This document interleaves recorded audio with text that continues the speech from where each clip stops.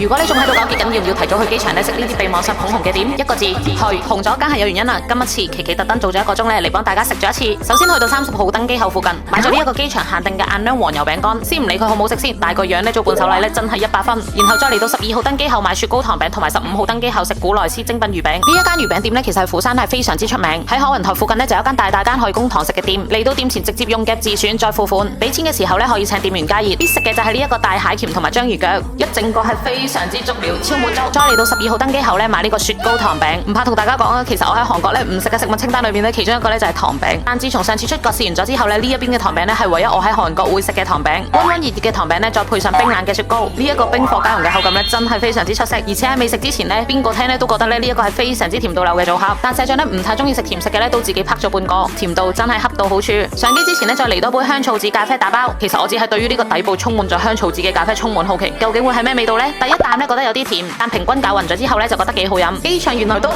可以係美食街，留言想知詳情全部發俾你。分享儲存同加入行程，追蹤我一齊地道式玩韓國，下次見，下咩拜喲。